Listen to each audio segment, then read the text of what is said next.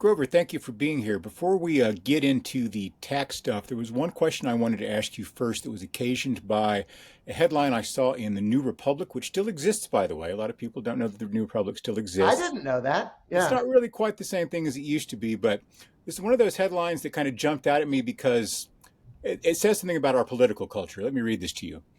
The right-wing zealot who wrecked the budget process and made Washington dysfunctional. Grover Norquist's 45-year-long reign of terror started with a simple pledge. Now, by the way, that was written in 2023, 45 years before that. You would have been a college undergraduate, I'm pretty sure. So, my first question is, were you really that influential when you were 22? But my serious question is, are you a right-wing zealot? Because I've known you for a while and I followed your politics for a while, and I don't think that's true, is it? No, I mean, my goal in life is to be middle of the road without moving my positions, Hmm. and to move the Overington window towards more liberty, towards expanding liberty. Uh, I would argue that the modern Republican Party is the Reagan Republican Party, and even to this day, is a movement, a political movement that is made up of people. If you sat around the table, everyone's there for the same reason. They want to be left alone, but they're there because they want to be left alone in different zones. Leave my Second Amendment rights alone. Let me have freedom of religion. Let me educate my own children, either homeschooling or parochial schools. Um, Leave my business alone. Leave my money alone. Allow me to vape if I want to quit smoking cigarettes. And so around the table, they're very different people. The person who wants to go to church all day looks across the table at the guy who wants to make money all day and says, that's not how I spend my time.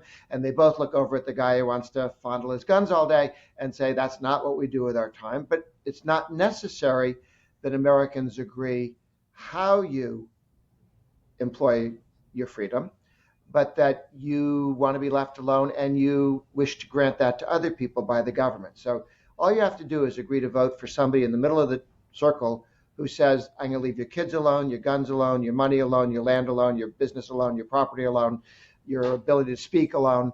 Um, and then you vote for that guy. Yeah. So it's a low maintenance coalition. And some issues that Is it people are, now? Because it certainly oh, doesn't seem that way. well, it is as long as you explain things properly. If a social conservative says, I want everyone to study the Bible in school, they have to go out and force school boards to make everybody do what they want. If they say, I want my child and children to have the right to study the Bible in school, well, then you're for school choice, then you're for homeschooling, you're for local control, and you're not in conflict with anybody anymore. Now you're the guy next to you goes, well, that's fine. I don't care. Just don't tell my children what to read in school because I'll go to my own school. Uh, a lot of issues on the right where people think they have conflict is that they look at the problem the wrong way. There's big government's so big that you can always make things better by getting the government out of something to a certain extent. And the fiction, I think, that you can make things better with more government.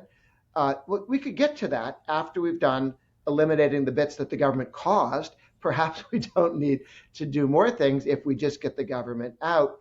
If you want parental control of education, that can either be Washington passing edicts that parents have to decide everything and teachers nothing or something, or it can be school choice. One leads to very few conflicts, except for those people who want to run other people's lives. And the other has many conflicts, even among people who really shouldn't be arguing with each other because they don't need to be in conflict. So I guess my, yes, I think not raising taxes is key. I think it is this key issue that divides the two parties to this day. There are no Democrats who won't raise taxes, and almost every Republican is committed never to raise taxes and kept that word since '94. So that's the huge difference. But it comes from the fact that the Democrats need to raise taxes because they need to feed their team.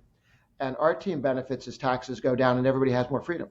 Yeah. So that I would it's say unlikely to change. your analysis seems to me that it would have described about maybe 85% of Republicans in, say, 1994.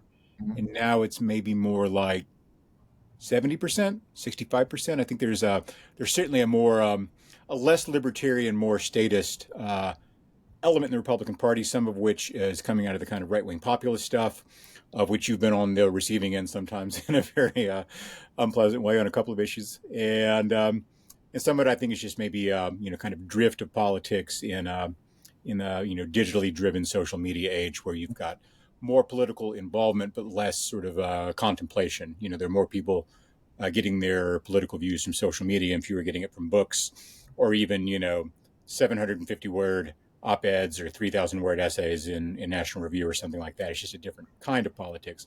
But I think I would agree with you that generally you're there. One But for question direction of the party, pardon me? For direction of the party, okay? Mm-hmm. Some people have argued, we should give union bosses more power because then workers would like us. Now, mind you, we're getting blue-collar votes stronger now that 7% of the private sector is paying union dues than when 35% of all employees in the country were paying union dues. So with the union bosses removed from standing between Republican candidate and voter, we're doing better. Why would we ever reintroduce union bosses to stand in between us and workers? The idea of having the Teamsters, head of the Teamsters, come and speak on behalf of working Americans is a joke. It's a 50-year-old memory people have of, I'm the union boss and I tell everyone what to do, and that was sort of true if you're dealing with on the waterfront territory. Less true now. I helped start a newspaper in Philadelphia once, and we got picketed by the Teamsters every day that we were in business.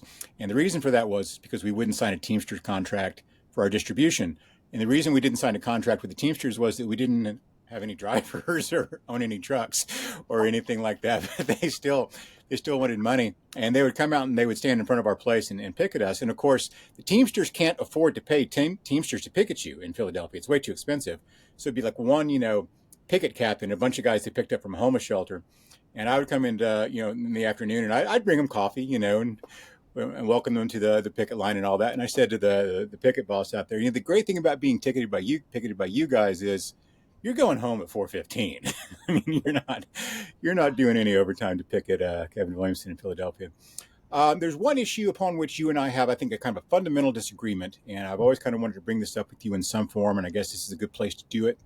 And which is that I've argued, and I still believe this, that your hallmark issue, the thing you've really dedicated your career and such tremendous amount of energy to, is actually a secondary issue, that taxes don't matter nearly as much as spending, that taxes are something that we're going to deal with at some point down the line that has to do with essentially an accounting problem for how we pay for all the spending that we're going to do. And more important at this point, all the spending we have done. We now have a situation in which interest on the debt is as big a piece of the federal budget as national defense, or at least as the Defense Department. It depends on how you tote up total national defense spending. So I wonder if you've rethought that any in the last 20 or 25 years, as the focus on taxes has not appreciably slowed down the growth of government or the growth of debt.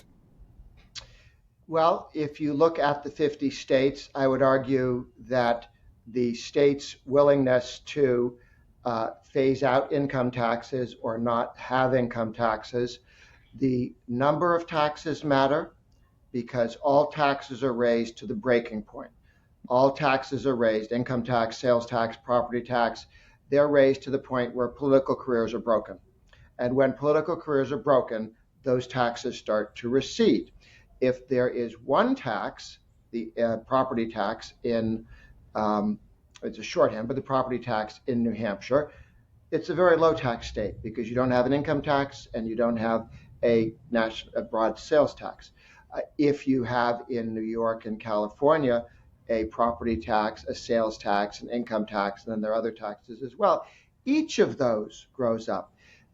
There was the tragic situation of New Jersey that in 1965 only had property taxes, no broad-based sales tax, no income tax. New Jersey, right? Kind of hard to imagine New Jersey, but that's New Jersey.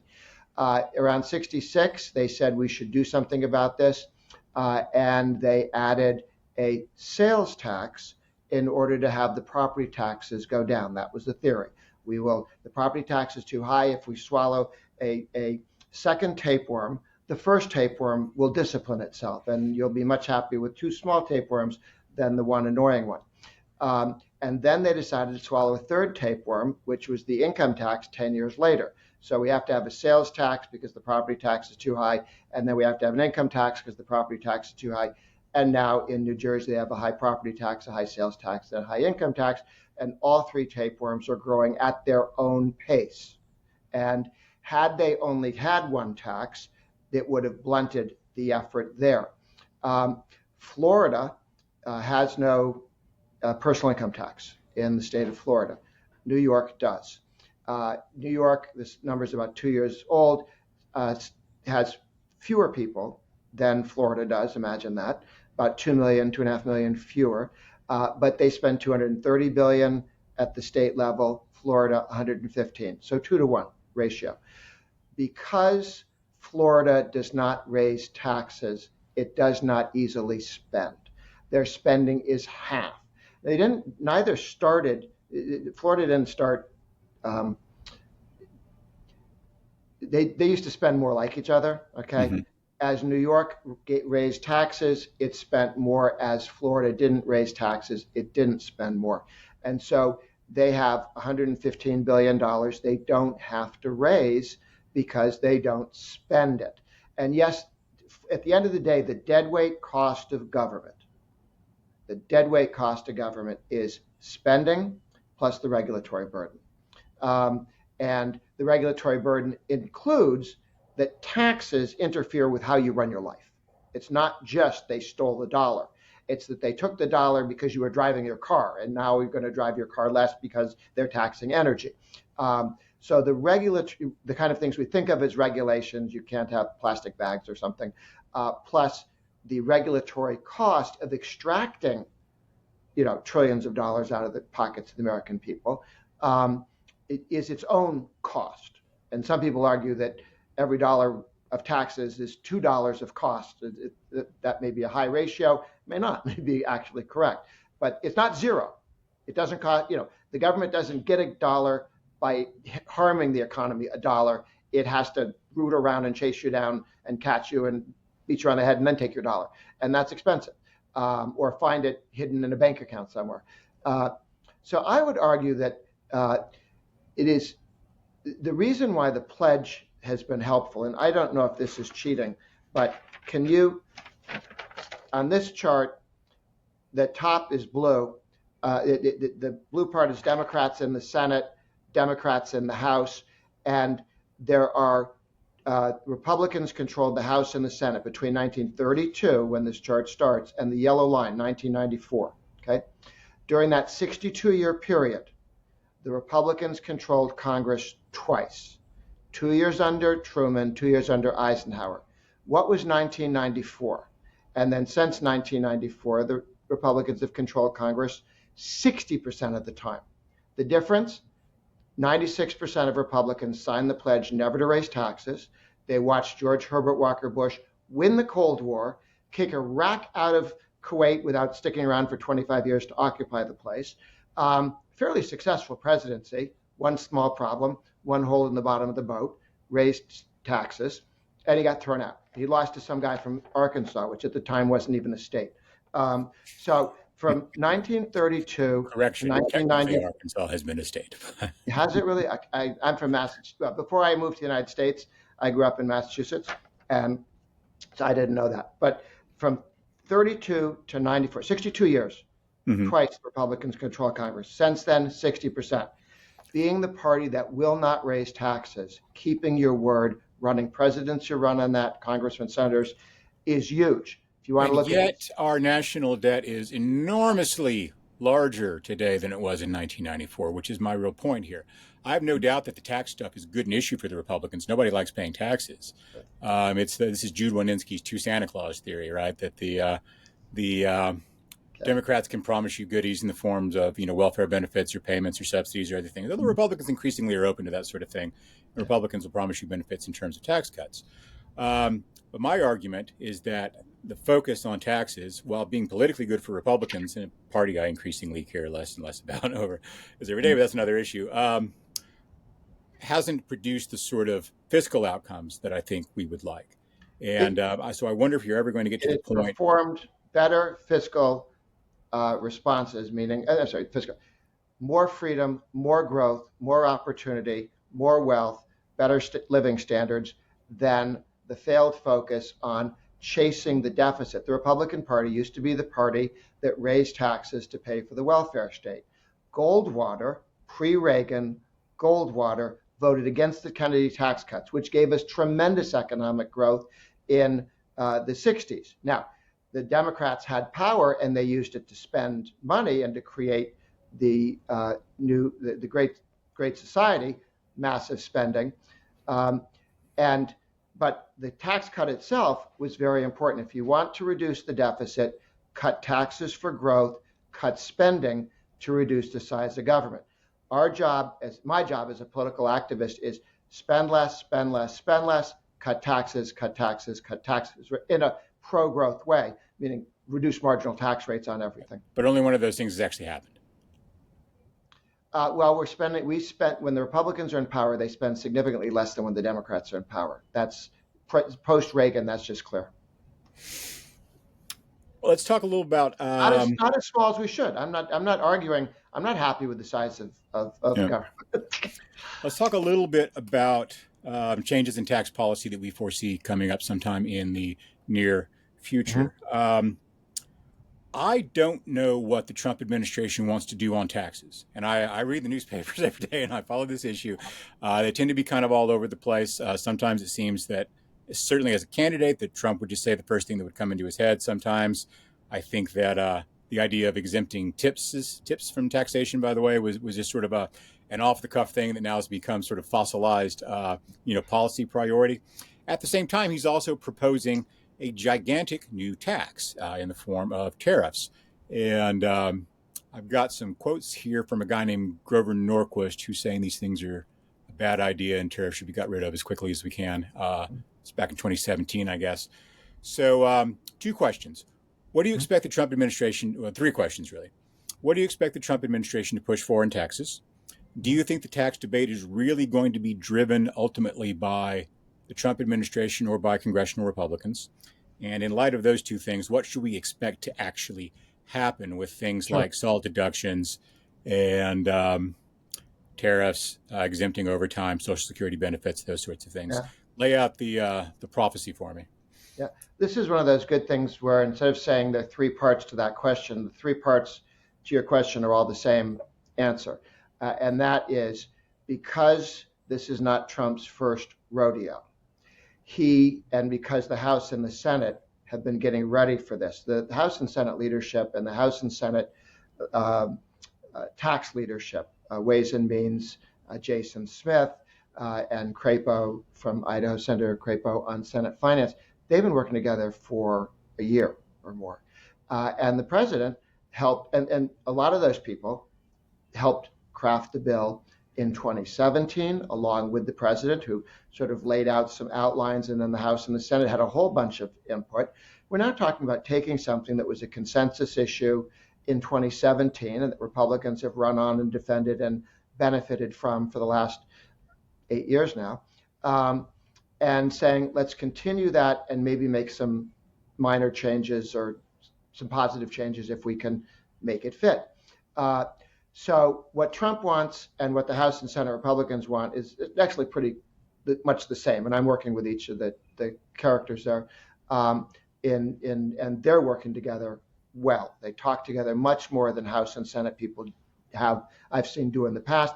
And the president meeting with the groups in the House and the Senate, this is not done during other Republican presidencies. If he's supposed to be the non-party guy, he's much more into party unity, the president, than previous presidents have, who thought they could send edicts down to the House and Senate. People were supposed to pay attention to them. So good news is, what does Trump want? What's going to happen? And how the plan is the same thing. Trump wants what the House and Senate wants, and because they're all in something very close to the following will happen. Step one, the House and the Senate agree, leadership, and backbenchers too, even some of the problematic backbenchers agree, we're going to go the baseline for what are we changing from? What are we building on? We are not going to build on present law. Present law is that in a couple of years, all of the tax cuts disappear. So if you assume that that's your baseline, which is the tax cuts all disappear, the doubling of the per child tax credit gone, the doubling of the standard deduction gone, and the tremendous simplification of the tax code that flowed from that, lower tax rates for every American who pays taxes gone, and expensing for new investment, which was very important, gone. The only thing that stands, like the gentleman's shopping centers in the Los Angeles area that surround everything, but is the one thing that stays is the corporate income tax. That everything else goes disappears, and that's the same because they protected that, knowing that one, it's the one thing the Democrats would be willing to kill in a second. They kind of have to help us get some of the stuff back, even if they don't want to. And or you build from present policy, which is what's happening right now, continue that. So there are a couple of the tax cuts that have begun to disappear. The expensing has gone down a bit, and so those will have to be, quote unquote, paid for with lower spending to out into the future. But that's a de minimis compared to the whole bill. Okay, we're talking about $4 trillion, which just keeps going in reduction. What we normally have is a $4 trillion increase. If we just sit on our hands, taxes go up by $4 to $5 trillion over the next 10 years. We're not going to allow that to happen, and so we're going to go with the policy of the present policy, not present law. That's the important part there. And what you're talking about is a matter of how this is accounted for and talked about. Yes. And then the other piece to that is there'll be a couple of things that they'd like to add. The president came up with the idea in the middle of the campaign when he was in, oddly enough, Nevada, which has a lot of tipped workers, of let's not tax tips. Now, I'm not usually in favor of selecting an industry or a particular way people do. I like across the board tax cuts so that everybody benefits and you don't end up with people being jealous. How come Fred has something I don't have? But on this one, it is a tax cut that reduces how much the government has to mess with your life.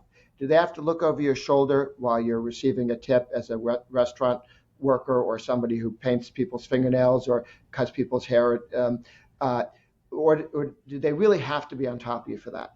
Let's leave that alone and have that privacy. The other piece to it is the unions, as you know, city by city, are trying to kill tipping. Why? Because you cannot unionize an industry where people tip.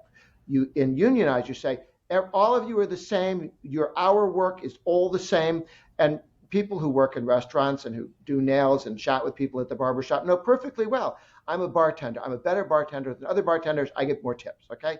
Don't tell me I get paid the same per hour as that other guy who doesn't work as well or as hard as I do. You cannot unionize that. If you say no tips, all of a sudden it becomes easier to unionize you, which is why the left wants to get rid of tips and go to everybody hourly all the time.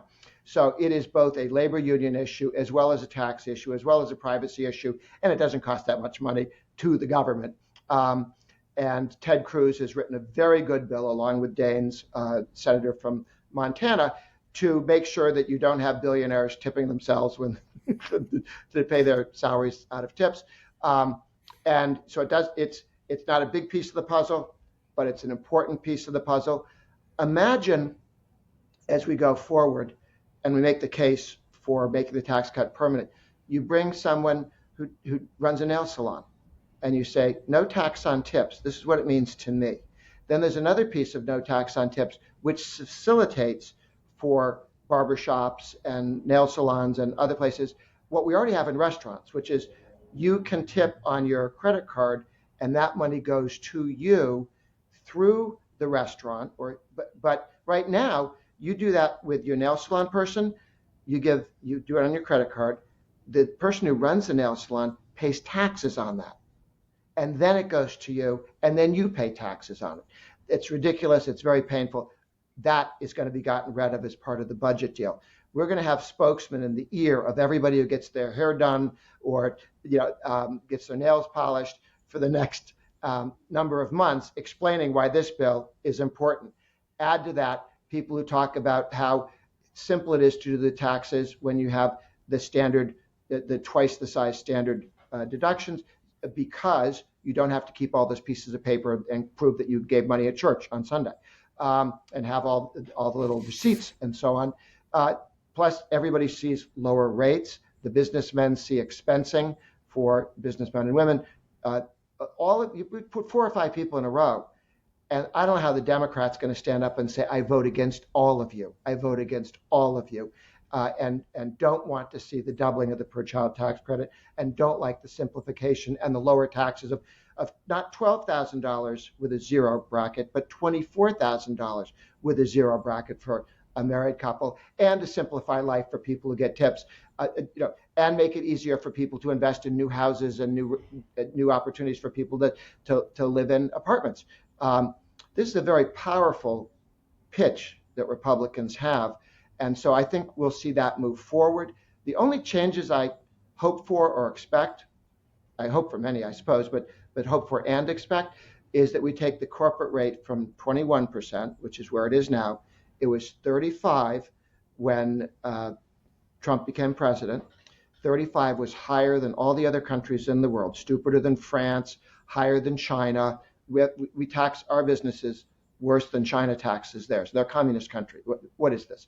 We get down to 21, but you have to add the 4 plus average state corporate tax. So really at 25. We're taxed at the same rate as communist China. That's still stupid. We need to take that down to 15%.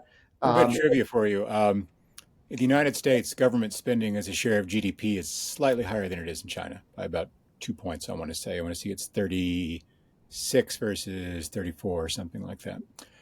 But Yep. I'm definitely going to bring up the tipping thing with my hair guy as soon as I see him, and see what he thinks about that. For people who aren't tax nerds, could you talk a little bit about expensing and why that's important and what that means? Sure. Expensing instead of long depreciation lines. If you buy a piece of machinery for a factory, or build the factory, or buy tractors or trailers or big trucks, you could either deduct, you get to, with depreciation schedule, could be 5 years, 10 years, 20 years, 40 years for building, sort of things. So let's say it's a 10-year depreciation schedule, and you spend $1 million. You get $100,000 deducted from your income. You don't pay taxes on it each of those 10 years. So you have to spend the $1 million year one, but you only get credit for not having the $1 million that you don't have anymore over a 10-year period. Expensing says you buy the $1 million piece of machinery so you can put people to work in your factory. You expense it, meaning if you earn $2 million, but you spent $1 million on improving the productivity of your factory with this $1 million machine, you expense that year. You don't pay taxes on it because it's not income that year. And then that tremendously drops the cost of employing capital per worker. That is, some people think that the going to expensing was as important in job creation and increasing the productivity of workers. And at long run, you can only pay a worker more if he's more productive. You can't pay him more just because you like him, because you're not creating the wealth to pay him. But when they become more productive, because you've got a truck instead of a burro, you can pay the guy who drives the truck more than the guy who rides a burro. Okay, and everybody's happy with that because the guy's more productive. He can create more wealth, and the guy who finances either the burro and pays the staff and finances understands this as well. So very important to have as low cost investing in new capital to make people more productive, because that's what makes wages go up. When Republicans cut the corporate income tax, the projection by Kevin Hassett and others was that you'd see a 7% increase in wages. They thought it would take several years. The tax cut didn't take effect until January 1st of 2018, because all of 2017 there was this argument about whether we could abolish Obamacare, which you can't do under reconciliation, which is a specific rule that one time a year you can do this, okay? And what you can do is you can cut spending, cut taxes, increase spending, taxes, but you can't change laws. And people wanted to change laws, and we spent several weeks and months arguing about that. Anyway, it got delayed. The most important thing this year is that we get the tax cut agreed to early, in a matter of 3 or 4 months, not a year, and that everybody knows that when this is finalized, its effective date will be January 1st, 2025.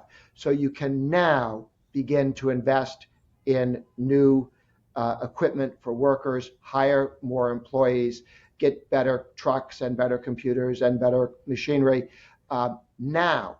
Otherwise, businessmen and women waiting around go, I don't know, am I going to be able to expense it or not?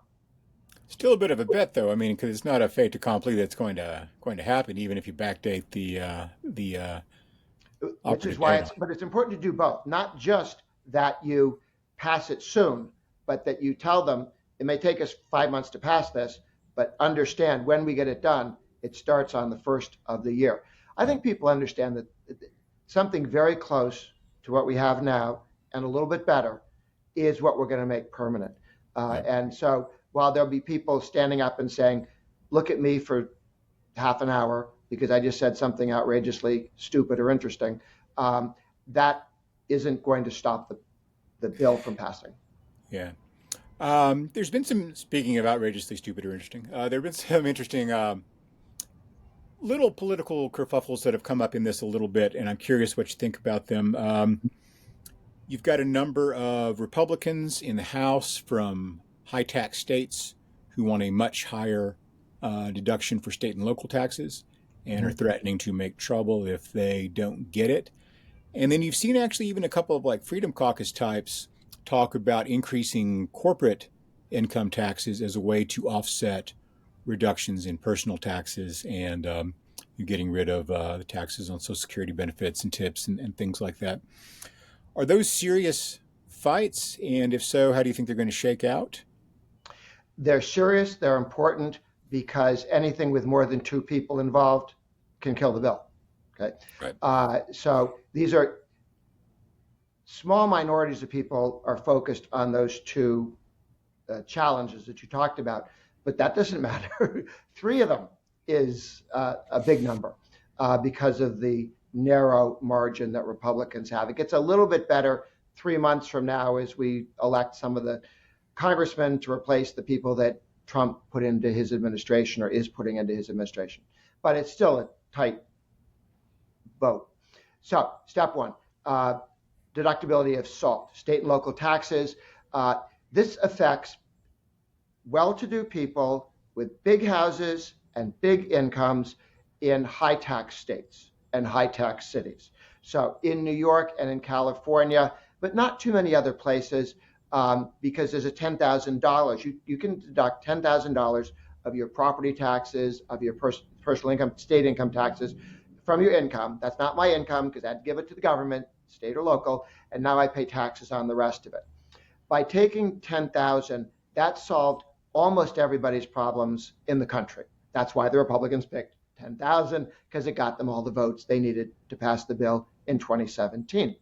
There are some Republicans who are in states that have more people who think that they're affected by the lower amount of state and local taxes being deducted.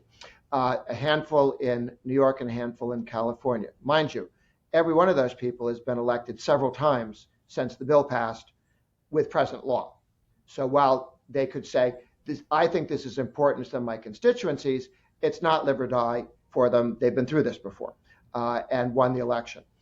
The likely fix is the one that was already agreed to once during an earlier negotiation, and that is right now it's $10,000 per tax filer, meaning an individual can deduct $10,000 of state and local taxes from their income, whether they pay taxes, and a married couple can also deduct $10,000. Well, there's a marriage penalty there. Two people, each allowed to deduct $10,000 from their incomes when they pay their taxes, get married. Now they can only deduct $10,000, not $20,000. So the agreement that we came to, and I was working with some of the social conservative groups, with the relevant leaders in the legislature who are now having this conversation, and we agreed taking it to $20,000 for married couples, $10,000 for individuals, got rid of the marriage penalty, reduced the number of people affected at all by it rather dramatically, and seemed to solve everybody's problems. I think that there'll certainly be some who argue, well, maybe we could do more than that, you know. But will we come to an agreement that is somewhere close to that? I think the answer is yes to that. We were there once before, and it is progress. And again, the Democrats' alternative minimum tax already takes away the SALT deductions for anybody with a certain income. So many fewer people are hit by SALT not being deductible than think they are, because the Democrats took it away with one hand, handed it to you with the other, and then took it away with the AMT.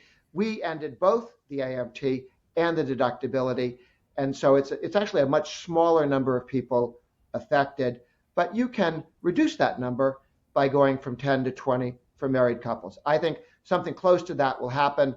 The people who are concerned about this are not sitting there with a hand grenade ready to blow up themselves and everybody else if they don't get some extreme position. They do want to be listened to, and they will be, and something will happen there. And the president enunciated what I just said, the 10 to 20 for the marriage penalty, to end the marriage penalty, which I think is wise and a good position. The other one that you mentioned. I assume somebody has an intern somewhere whose job it is to call the 41 Republicans in Greenwich, Connecticut, who are going to be really not shape about affected this. by this. It's not as big a number.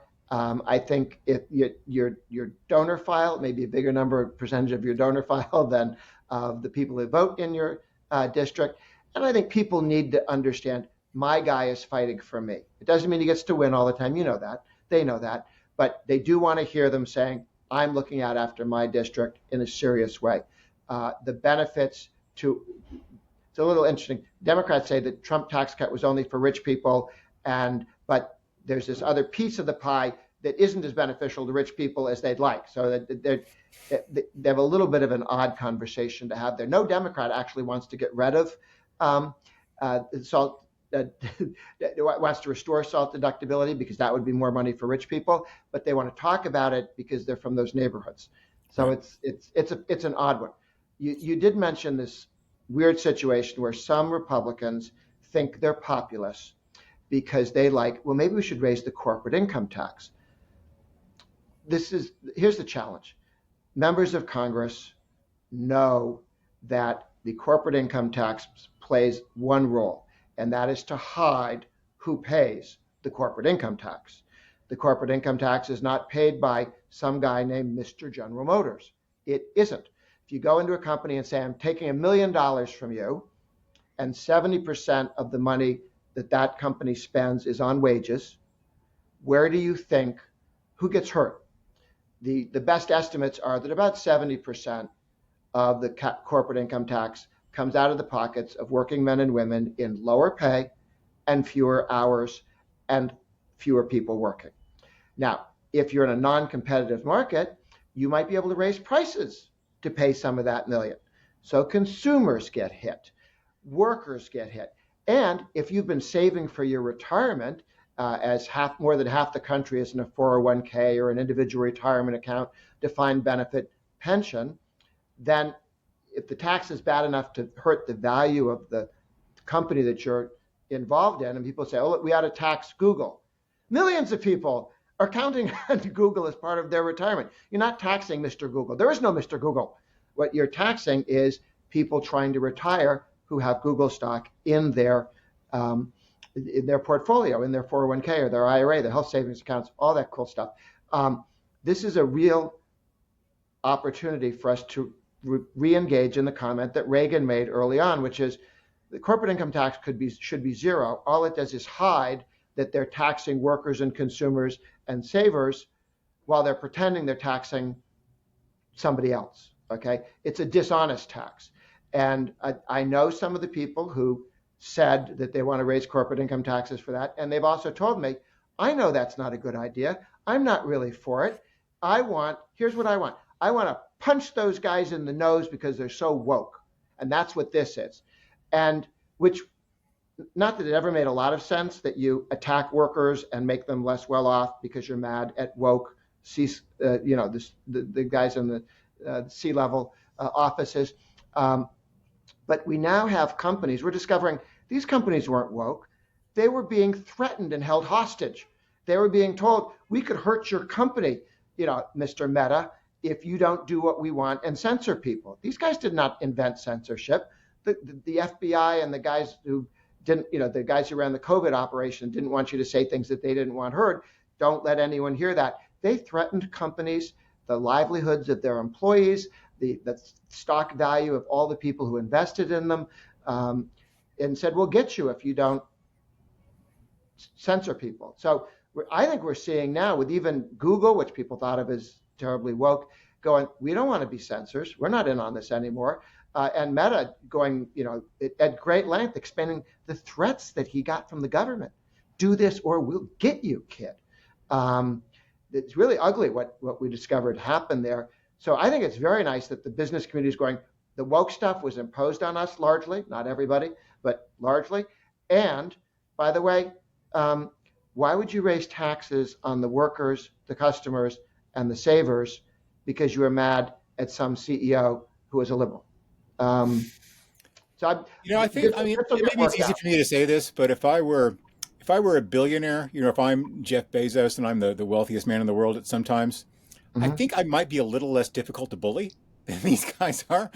I mean, what's the point of having FU money if you never say FU? But I guess this is why rich people have their kids kidnapped, because they have money. Why does the government bully someone who all they have to do is file one of those lousy antitrust lawsuits, and the net value of your company can drop by trillions. Sure. Speaking of misplaced trillions, it's their workers and their customers and the people who've invested their life savings in Google. Yeah, I'm sure that was their altruistic motive. No, don't entirely buy that story, but let's move on from there.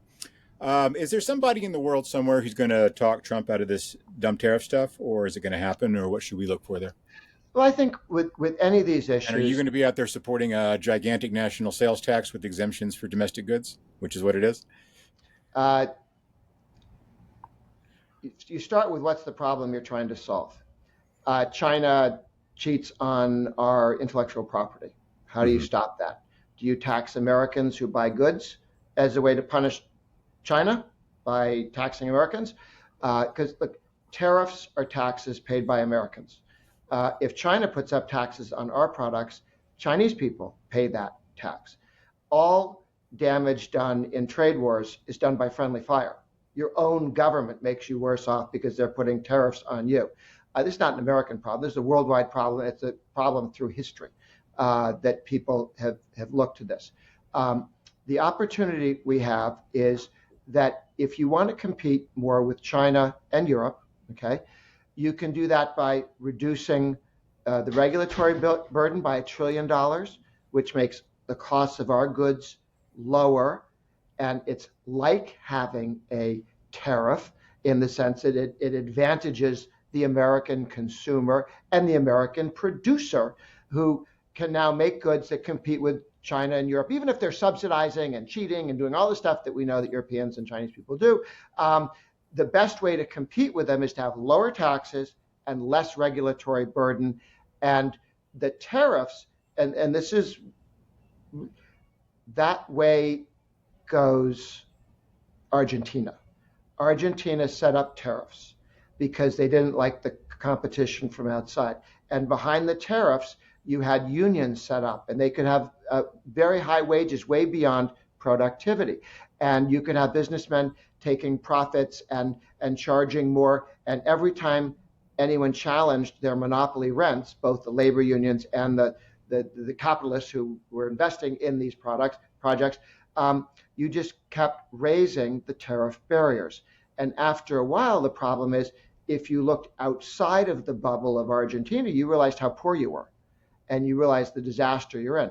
And we're now seeing that being unraveled by Javier Milei, doing all the things a good Republican would tell you to do, okay, including taking tariffs down. So tactically, I think the president says, I like to be able to threaten Mexico and Canada with tariffs, and then they do stuff I want.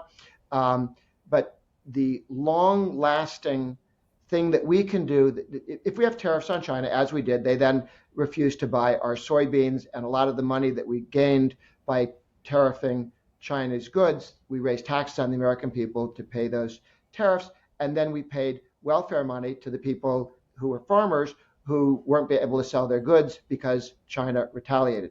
And then Europe retaliated when we had some tariffs on them. So you end up with a trade war.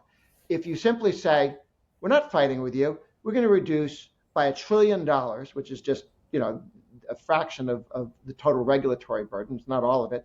We're going to reduce $1 trillion. What are you going to do to fight us?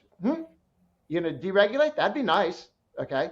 But I don't know if you're capable of it. Let's have lower taxes and lower regulations and a smaller government compared to them. That's the way to compete with them. I agree.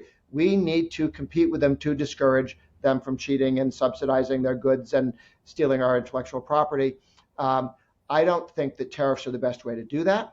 I think rather reducing our own costs is the better way to do that, and to have faster new products that come out. I mean, we dominate all the new cool technologies in the world because they were largely the deregulated ones. The heavily regulated, unionized steel and auto haven't really done anything new or different in the last 60 years. But all of a sudden, in 6 years, we're halfway to Mars, for crying out loud. And AI is all over the place. So, yes, the one is a concern. I don't know that tariffs I know that tariffs are not the best way to deal with it. And I think we can move rather in reducing the costs our own government imposes on our own workers, consumers, and savers. And on that harmonious point of agreement, I'll thank you for being here. Grover, thanks for your time. I appreciate it. Good to be with you.